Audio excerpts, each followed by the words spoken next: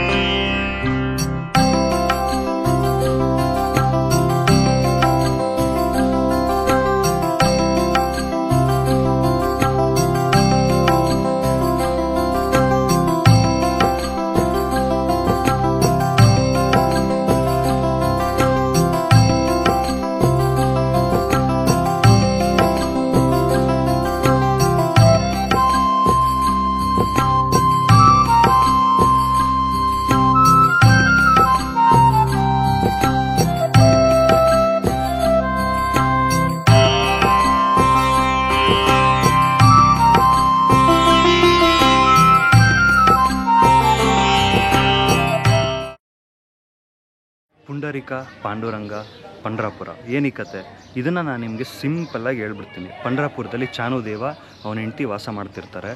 ಅವ್ರಿಗೆ ತುಂಬ ವಯಸ್ಸಾಗಿರುತ್ತೆ. ಅವ್ರ ಮಗ ಪುಂಡರೀಕ ತುಂಬ ಮುಂಗೋಪಿ, ಅಹಂಕಾರಿ.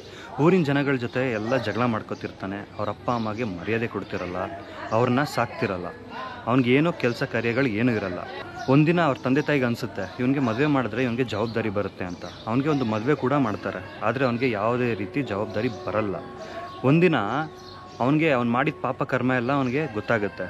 ಅವಾಗ ಅವ್ನು ಅನ್ಕೋತಾನೆ, ನಾನು ಕಾಶಿಗೆ ಹೋದರೆ ನನ್ನ ಪಾಪ ಕರ್ಮ ಎಲ್ಲ ಕಳೆಯುತ್ತೆ ಅಂತ.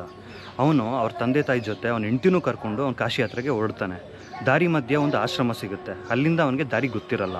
ಆಶ್ರಮದಲ್ಲಿ ಋಷಿಮುನಿಗಳು ಕೂಡ ಇರ್ತಾರೆ. ಋಷಿಮುನಿ ಹತ್ರ ಹೋಗ್ಬಿಟ್ಟು ಕಾಶಿಗೆ ದಾರಿ ಯಾವುದು ಅಂತ ಕೇಳ್ತಾನೆ. ಅದಕ್ಕೆ ಋಷಿಮುನಿಗಳು ಹೇಳ್ತಾರೆ, ನನಗೆ ಕಾಶಿಗೆ ದಾರಿ ಗೊತ್ತಿಲ್ಲ, ನಾನು ಯಾವತ್ತೂ ಕಾಶಿಗೆ ಹೋಗೇ ಇಲ್ಲ ಅಂತ ಹೇಳ್ತಾರೆ. ತಿರ್ಗಾ ಅವ್ನು ಕೋಪ ಮಾಡಿಕೊಂಡು ಅವ್ರ ಮೇಲೆ ಕೂಗಾಡೋಕ್ಕೆ ಶುರು ಮಾಡ್ತಾನೆ. ನಿಮಗೆ ವಯಸ್ಸಾಗಿದೆ, ಸಾಯೋದಕ್ಕೆ ಮುಂಚೆ ಒಂದು ಸಲನಾದರೂ ಕಾಶಿಗೆ ಹೋಗಬೇಕು ಅಂತ ನಿಮಗೆ ಗೊತ್ತಿಲ್ವಾ, ಯಾಕೆ ಹೋಗಿಲ್ಲ ಅಂತ ಕೇಳ್ತಾನೆ. ಅದಕ್ಕೆ ಋಷಿಮುನಿಗಳು ನಾನು ಯಾವತ್ತೂ ಹೋಗಿಲ್ಲ ಅಂತ ನಗುಮುಖದಲ್ಲೇ ಹೇಳ್ತಾರೆ. ಅದೇ ಸಮಯಕ್ಕೆ ಅವಾಗ ಕತ್ಲಾಗುತ್ತೆ. ಅವಾಗ ನಾನು ನನ್ನ ಹೆಂಡತಿ ನನ್ನ ತಂದೆ ತಾಯಿ ಇದೇ ಆಶ್ರಮದಲ್ಲಿ ಉಳ್ಕೋತೀವಿ ಅಂತ ಋಷಿಮುನಿಗಳ ಹತ್ರ ಕೇಳ್ಕೊತಾನೆ. ಅದೇ ರಾತ್ರಿ ಅದೇ ಆಶ್ರಮದಲ್ಲಿ ಅವರು ಉಳ್ಕೋತಾರೆ. ಅವನಿಗೆ ಬೆಳಗ್ಗೆನೆ ಡಿಫ್ರೆಂಟ್ ಆಗಿರೋ ಸೌಂಡ್ ಕೇಳೋದಕ್ಕೆ ಶುರುವಾಗುತ್ತೆ. ಅವನು ಏನು ಅಂತ ಎದ್ದು ನೋಡಿದ್ರೆ ಆಶ್ರಮದಲ್ಲಿ 3 ಜನ ಹುಡುಗಿಯರು ಕಸ ಗುಡಿಸಿ ನೀರು ಹಾಕ್ತಿರ್ತಾರೆ. ಆದರೆ ಅವನ ಕಣ್ಣಿಗೆ ಅವರು ನಾರ್ಮಲಾಗಿ ಕಾಣಿಸಲ್ಲ, ಅವರು ದೇವತೆಗಳ ಥರ ಕಾಣಿಸ್ತಿರ್ತಾರೆ. ಅವನು ಶಾಕ್ ಆಗಿ ಅವ್ರ ಹತ್ರ ಹೋಗಿ ಕೇಳ್ತಾನೆ, ನೀವು ಯಾರು ಇಲ್ಲೇನು ಮಾಡ್ತಿದ್ದೀರಾ ಅಂತ. ಅದಕ್ಕೆ ಅವ್ರು ಹೇಳ್ತಾರೆ, ನಾವು ಗಂಗಾ, ಯಮುನಾ, ಸರಸ್ವತಿ, ನಾವು ಪ್ರತಿನಿತ್ಯ ಈ ಆಶ್ರಮಕ್ಕೆ ಬಂದು ಇಲ್ಲಿ ಸ್ವಚ್ಛ ಮಾಡ್ತೀವಿ ಅಂತ ಹೇಳ್ತಾರೆ. ಇದನ್ನು ಕಂಡು ಅವನು ಫುಲ್ಲು ದಂಗಾಗ್ಬಿಡ್ತಾನೆ. ಆವಾಗ ಅವನು ಗೊತ್ತಾಗುತ್ತೆ, ನಾವು ಪಾಪ ಕರ್ಮನ ಕಳಿಬೇಕು ಅಂದರೆ ಕಾಶಿಗೆ ಹೋಗ್ಬೇಕಾದಿಲ್ಲ, ಇಲ್ಲೇ ನಮ್ಮ ತಂದೆ ತಾಯಿ ಸೇವೆ ಮಾಡಿದ್ರೆ ಎಲ್ಲ ಕೂಡ ಕಳಿಯುತ್ತೆ ಅಂತ. ಅವನು ಕಾಶಿ ಯಾತ್ರೆನ ಅರ್ಧಕ್ಕೆ ಕೈ ಬಿಟ್ಟು ಅವನ ಹೆಂಡತಿನ ಕರ್ಕೊಂಡು ಅವ್ರ ತಂದೆ ತಾಯಿನ ಕರ್ಕೊಂಡು ವಾಪಸ್ಸು ಅವ್ರ ಮನೆಗೆ ಬರ್ತಾನೆ. ಅವತ್ತಿಂದ ಅವ್ರ ತಂದೆ ತಾಯಿ ಸೇವೆ ಮಾಡೋದಕ್ಕೆ ಅವನು ಶುರು ಮಾಡ್ತಾನೆ. ಅವನ ಪ್ಲಸ್ ಪಾಯಿಂಟ್ ಏನು ಅಂದರೆ ಅವನು ಭಗವಾನ್ ವಿಷ್ಣು ಭಕ್ತ. ಭಗವಾನ್ ವಿಷ್ಣು ಹಾಡುಗಳನ್ನ ಹೇಳ್ಕೊಂಡು ಅವನು ಅವ್ರ ತಂದೆ ತಾಯಿ ಸೇವೆನ ಮಾಡ್ತಿರ್ತಾನೆ. ಒಂದಿನ ಹೊರಗಡೆಯಿಂದ ಅವನಿಗೊಂದು ಸೌಂಡ್ ಬರುತ್ತೆ, ಏ ಪುಂಡರೀಕ ಹೊರಗೆ ಬಾ ಅಂತ. ಆದರೆ ಕರಿತಿರೋದು ಯಾರು ಅಂತ ಅವ್ನಿಗೆ ಗೊತ್ತಿರಲ್ಲ. ಅವನೇನು ಮಾಡ್ತಾನೆ, ನೀವ್ಯಾರು, ನಾನು ಬರೋದಕ್ಕೆ ಇನ್ನೂ ತಡ ಆಗುತ್ತೆ, ನಾನು ನನ್ನ ತಂದೆ ತಾಯಿ ಸೇವೆ ಮಾಡ್ತಿದ್ದೀನಿ ಅಂತ ಹೇಳ್ತಾನೆ. ಅದರಿಂದ ಭಗವಾನ್ ವಿಷ್ಣು ಖುಷಿ ಪಡ್ತಾರೆ. ಆದರೆ ತಿರ್ಗಾ ಅವನ್ನ ಕರೆಯೋದಕ್ಕೆ ಶುರು ಮಾಡ್ತಾರೆ, ಏ ಪುಂಡರೀಕ ಹೊರಗೆ ಬಾ ಅಂತ. ಆವಾಗ ಅವನೇನು ಮಾಡ್ತಾನೆ, ಪಕ್ಕದಲ್ಲಿ ಇದ್ದಿದ್ದು ಇಟ್ಟಿಗೆನ ಎತ್ತಿ ಹೊರಗೆ ಬಿಸಾಕ್ತಾನೆ. ಎತ್ತು ಬಿಸಾಕ್ಬಿಟ್ಟು ನಾನು ಬರೋ ಗಂಟ ನೀವು ಇದ್ರ ಮೇಲೇ ನಿಂತ್ಕೊಳ್ಳಿ ಅಂತ ಹೇಳ್ತಾನೆ. ಆವಾಗ ಭಗವಾನ್ ವಿಷ್ಣು ಆ ಇಟ್ಟಿಗೆ ಮೇಲೆ ನಿಂತ್ಕೋತಾರೆ. ಅವನು ತುಂಬ ಸಮಯ ಆದಮೇಲೆ ಹೊರಗೆ ಬಂದು ನೋಡಿದ್ರೆ ಭಗವಾನ್ ವಿಷ್ಣು ತಮ್ಮ ಸೊಂಟದ ಮೇಲೆ ಕೈ ಇಟ್ಕೊಂಡು ನಿಂತಿರ್ತಾರೆ. ಅವತ್ತು ನಿಂತ್ಕೊಂಡಿರೋ ಭಗವಾನ್ ವಿಷ್ಣುನೇ ಇವತ್ತು ಪಂಡ್ರಾಪುರದಲ್ಲಿರೋ ಪಾಂಡುರಂಗ.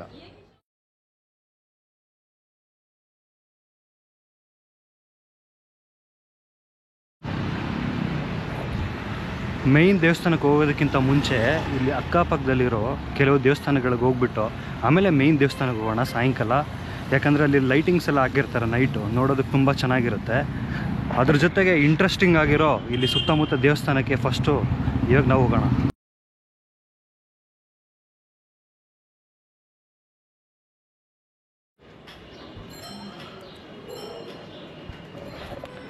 ನಾವು ಫಸ್ಟ್ ಹೋಗ್ತಿರೋ ಜಾಗನೇ ಹನುಮಾನ್ಜಿ ಟೆಂಪಲ್ಲು. ಆದರೆ ಇದರಲ್ಲಿರೋದು ಜ್ಯೋತಿರ್ಲಿಂಗ.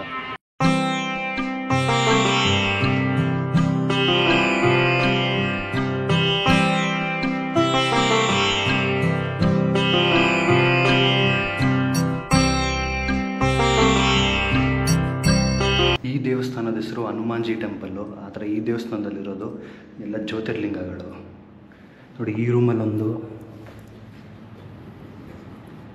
ಪಕ್ಕದ ರೂಮಲ್ಲೊಂದು, ಈ ರೂಮಲ್ಲೊಂದು ಜ್ಯೋತಿರ್ಲಿಂಗ.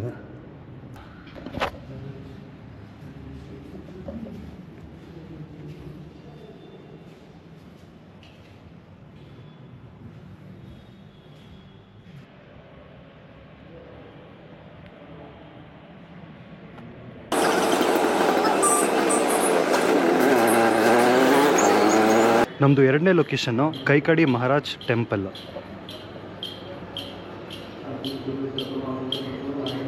ಈ ದೇವಸ್ಥಾನದಲ್ಲಿ ಯಾವುದೇ ಪರ್ಟಿಕ್ಯುಲರ್ ದೇವರಿಲ್ಲ.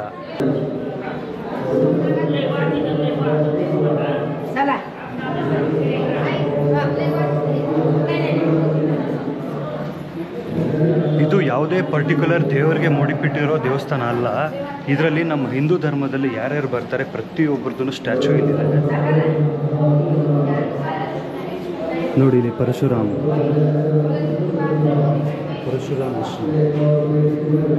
ಪ್ರತಿಯೊಬ್ಬರು ನಮ್ಮ ಹಿಂದೂ ಧರ್ಮದಲ್ಲಿ ಯಾರು ಬರ್ತಾರೆ, ರಾಮಾಯಣದಲ್ಲಿ ಯಾರಿದ್ದಾರೆ, ಮಹಾಭಾರತದಲ್ಲಿ ಯಾರಿದ್ದಾರೆ, ಮತ್ತು ಋಷಿ ಮುನಿಗಳು, ದೇವರುಗಳು ಎಲ್ಲರದ್ದು ಇಲ್ಲಿ ಡಿಸೈನ್ಸ್ ಮಾಡಿಟ್ಟಿದ್ದಾರೆ. ನೋಡಿ,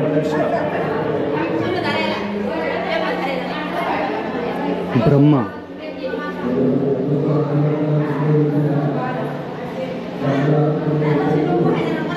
ಈ ದೇವಸ್ಥಾನ ಫುಲ್ ಒಂದು ಕಂಪ್ಲೀಟ್ ಮೇಜ್ ಒಳಗೆ ಹೋಗೋ ಫೀಲ್ ಕೊಡುತ್ತೆ. ನೋಡಿ, ನಾವು ಎಲ್ಲೆಲ್ಲಿ ಹೋಗ್ತಾ ಇದ್ದೀವಿ, ಎಲ್ಲೆಲ್ಲಿ ಬರ್ತಾ ಇದ್ದೀವಿ ಅಂತ ನಮಗೆ ಗೊತ್ತಾಗಲ್ಲ.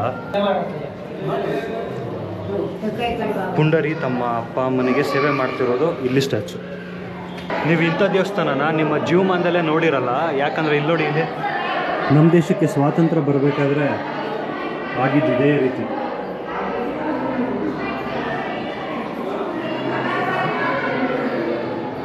ಅದಕ್ಕೆ ಯಾರ್ಯಾರು ಕಾರಣ, ಅವರು ಕೂಡ ಈ ದೇವಸ್ಥಾನದಲ್ಲಿ ಜಾಗ ಕೊಟ್ಟಿದ್ದಾರೆ.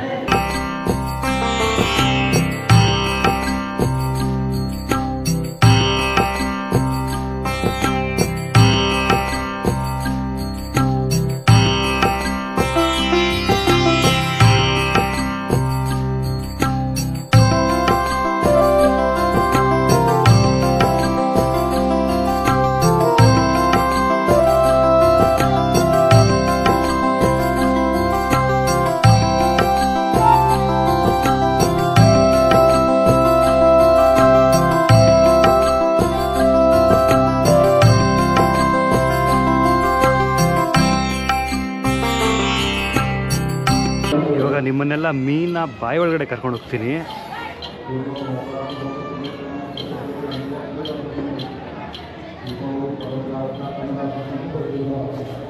ಸಿಕ್ಕಾಪಟ್ಟೆ ಯೂನಿಕ್ ಆಗಿ ಮಾಡಿದ್ದಾರೆ ವಾಕ್ವೇ ಅಂತೂ.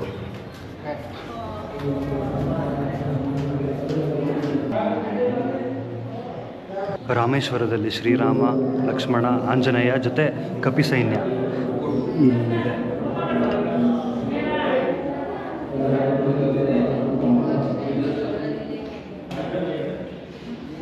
ಸಿಕ್ಕಾಪಟ್ಟೆ ಯೂನಿಕ್ ಆಗಿದೆ ದೇವಸ್ಥಾನ ಅಂತ. ಸಖತ್ ಇಷ್ಟ ಆಯಿತು. ನೀವು ಬಂದರೆ ತುಂಬ ಎಂಜಾಯ್ ಮಾಡ್ತೀರಾ. ಇದು ದ್ವಾರಕದಲ್ಲಿರೋ Shrikrishna. Next the universal boss Tirumala Venkateshwara ಸ್ವಾಮಿ.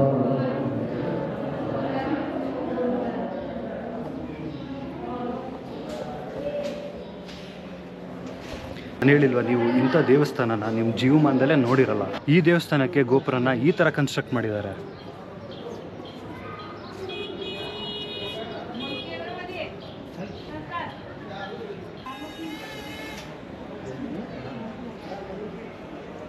ಭಕ್ತ ಪ್ರಹ್ಲಾದ ಫಿಲಮಲ್ಲಿ ಪುನೀತ್ ರಾಜ್ಕುಮಾರ್ ಅವರು ಅವರಪ್ಪ ಡಾಕ್ಟರ್ ರಾಜ್ಕುಮಾರ್ ಸರ್ ಜೊತೆ ಆ್ಯಕ್ಟ್ ಮಾಡಬೇಕಾದ್ರೆ ಒಂದು ಸೀನ್ ಬರುತ್ತಲ್ಲ, ಆ ಕಂಬ ಹೊಡ್ಕೊಂಡು ನರಸಿಂಹ ಬರೋದು ನೋಡಿ, ಅದನ್ನು ಡಿಸೈನ್ ಮಾಡಿದ್ದಾರೆ. ಮಹಾಭಾರತ ಫೈನಲ್ ರೌಂಡ್ ಯುದ್ಧ ಆಗಬೇಕಾದ್ರೆ ಅರ್ಜುನ ಕೂತ್ಕೊಂಡ್ಬಿಟ್ಟಾಗ ಶ್ರೀಕೃಷ್ಣ ಪರಮಾತ್ಮ ಮೋಟಿವೇಟ್ ಮಾಡೋದಕ್ಕೆ ತನ್ನ ನಿಜವಾದ ಅವತಾರ ತೋರಿಸಿದ್ದು ಇದೆ. ಇಲ್ಲಿ ಅರ್ಜುನ ಜನಗಳೆಲ್ಲ ರಾಮಕೋಟಿ ಬರೆದಿರೋ ಬುಕ್ಸ್ನೆಲ್ಲ ದೇವಸ್ಥಾನಕ್ಕೆ ತಂದುಕೊಟ್ರೆ ದೇವಸ್ಥಾನದವ್ರು ನೋಡಿ ಇಲ್ಲಿ ಇಟ್ಟಿದ್ದಾರೆ. ಅದನ್ನೆಲ್ಲ ಎಲ್ಲ ಮುಗಿಸಿ ಆಚೆ ಬಂದಮೇಲೆ ಇಲ್ಲಿ ಸಪ್ರೇಟಾಗಿ ವಿಶ್ವಕರ್ಮನಿಗೆ, ಭಗವಾನ್ ವಿಶ್ವಕರ್ಮನಿಗೆ ಸ್ಟ್ಯಾಚು ಇದೆ. ನಮ್ಮದು 3ನೇ ಲೊಕೇಶನ್ನು ಗಜಾನನ ಮಂದಿರ್. ನೋಡಿ ಇಲ್ಲಿ ಇದೆ ದೇವಸ್ಥಾನ.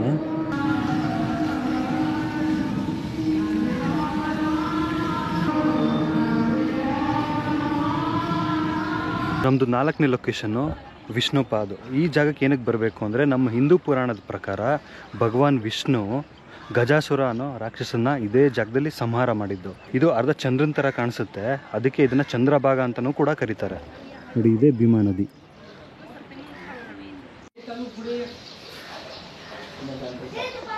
ಅಂತ ಜನಾಬಾಯಿ ಪಾಂಡುರಂಗನ ಪರಮ ಭಕ್ತೆ. ಒಂದಿನ ಈ ಊರಲ್ಲಿ ಚಿನ್ನಾಭರಣ ಕಳ್ತನ ಆಗುತ್ತೆ. ಆ ಟೈಮಲ್ಲಿ ಊರಿನ ಜನ ಎಲ್ಲ ಸೇರಿ ಆ ಕೆಲಸನ ಜನಾಬಾಯಿಯೇ ಮಾಡಿರೋದು ಅಂತ ನೋಡಿ ಈ ಕಂಬಕ್ಕೆ ತಂದು ಜನಾಬಾಯಿನ ಕಟ್ಟಾಕ್ತಾರೆ. ಆದರೆ ಇದನ್ನೆಲ್ಲ ನೋಡ್ತಿದ್ದಿದ್ದು ಪಾಂಡುರಂಗ ಯಾರಿಗೂ ಕಾಣದಂಗೆ ಮಾಯಾ ರೂಪವಾಗಿ ಬಂದು ಆ ಹಗ್ಗನ ಏನು ಆ ಜನಾಬಾಯಿನ ಕಟ್ಟಾಕಿರ್ತಾರಲ್ಲ ಆ ಹಗ್ಗನ ಮುಟ್ಟಿದ ತಕ್ಷಣವೇ ಆ ಹಗ್ಗ ಮಾಯ ಆಗುತ್ತೆ.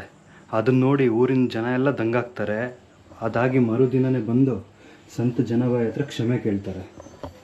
ಇದು ಈ ಜಾಗದ ಹಿಸ್ಟ್ರಿ. ನಮ್ಮದು 5ನೇ ಲೊಕೇಶನ್ನು ಗೋಪಾಲಪುರ. ಇದು ಪಂಡ್ರಾಪುರಿಂದ 1.5 ಕಿಲೋಮೀಟರ್ ದೂರದಲ್ಲಿದೆ. ಈ ದೇವಸ್ಥಾನ ಏನಕ್ಕೆ ಸ್ಪೆಷಲ್ಲು ಅಂದರೆ ಇವಾಗ ನಾನು ತೋರಿಸಿದ್ನಲ್ಲ ಸಂತ ಜನಾಬಾಯಿ, ಅವರು ಈ ದೇವಸ್ಥಾನದಲ್ಲಿ ಮೊದಲು ಉಳ್ಕೊಂಡಿದ್ರು. ಆಮೇಲೆ ಇದನ್ನು ದೇವಸ್ಥಾನ ಆಗಿ ಕನ್ವರ್ಟ್ ಮಾಡಿದ್ರು. ಒಳಗಡೆ ಕ್ಯಾಮ್ರಾ ಯೂಸ್ ಮಾಡೋಂಗಿಲ್ಲ.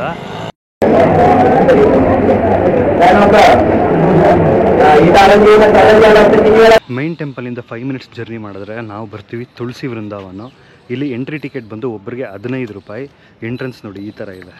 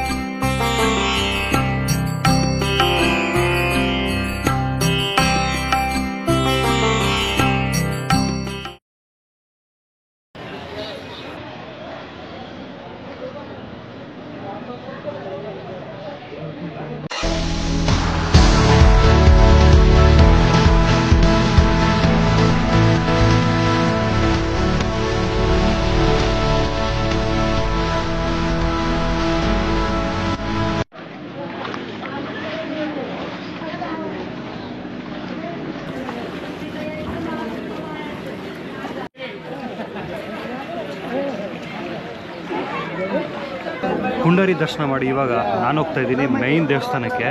ಸಾಯಂಕಾಲ ಪೂಜೆ ಮಾಡಿ ದೇವಸ್ಥಾನನ 7 ಗಂಟೆಗೆ ಓಪನ್ ಮಾಡ್ತಾರೆ. ಆವಾಗ ಲೈನ್ ಸ್ಟಾರ್ಟ್ ಆಗುತ್ತೆ. ಸ್ಟಾರ್ಟ್ ಆಗಿದ ತಕ್ಷಣವೇ ಲೈನಲ್ಲಿ ನಿಂತ್ಕೊಂಡ್ರೆ ನಮಗೆ ದರ್ಶನ ಆಗುತ್ತೆ. ಇಲ್ಲ ಅಂದರೆ ಲಾಸ್ಟಲ್ಲಾಗಿ ದರ್ಶನ ಆಗೋದು ಲೇಟ್ ಆಗುತ್ತೆ. ಇಲ್ಲಿ ನೋಡಿ ಕೆಳಗಡೆನೇ ಹೋಟೆಲ್ಸ್ ಇದೆ.